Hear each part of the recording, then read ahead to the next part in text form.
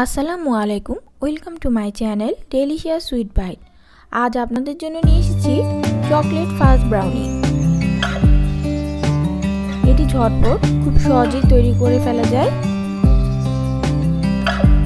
আমি এখানে 180 গ্রাম dark chocolate কুচি করে নিয়েছি।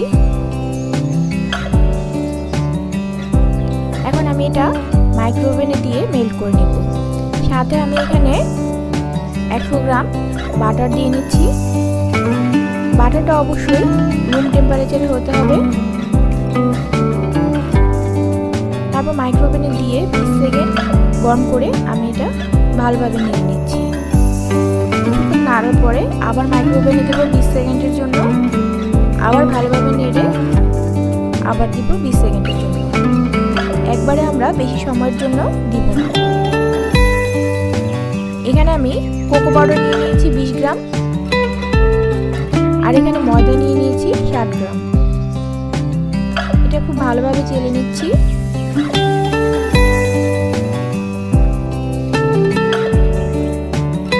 ভালোভাবে চালা হয়ে গেলে আমরা এবার এটা একটু মিশিয়ে নিতে পারি, সাইডে ঢেকে রেখে দেব। এবার চকলেটের মিশ্রণটাতে আমরা কফি পাউডার দিয়ে নিয়েছি 1 চা চামচ। এটা আপনারা স্কিপ করতে পারবেন।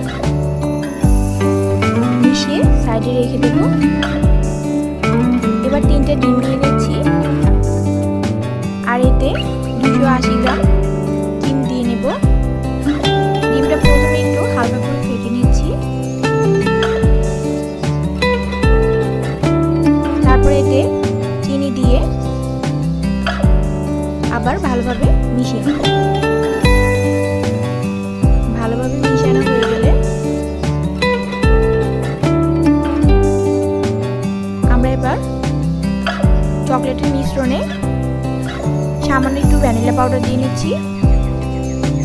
এবার ডিমের মিশ্রণটা এখানে দিয়ে দেব, দিয়ে একটু মিশিয়ে নেব।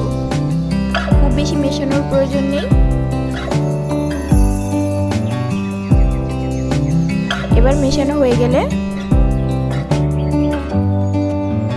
এরকম ঘন ঘন হবে। তারপর আমরা ময়দার মিশ্রণটা দিয়ে নেব।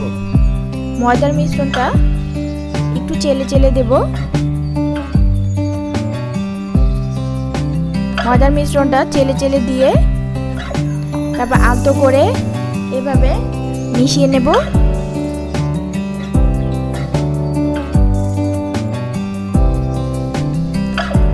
আলতো করে মিশিয়ে নেব। ময়দাটা আমরা 2 বারে দিয়েছি।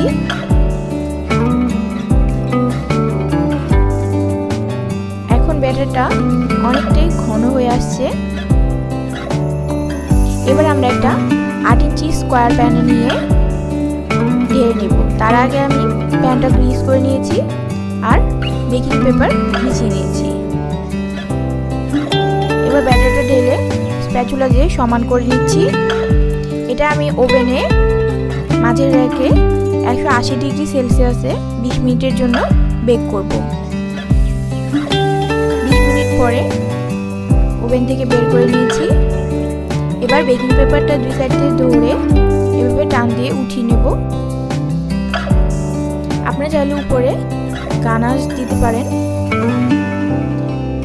এই ব্রাউনিটা এভাবে খেতে খুব মজা। ভিডিওটি ভালো লেগে থাকলে সবাই লাইক, কমেন্ট, শেয়ার করবেন। ধন্যবাদ সবাইকে।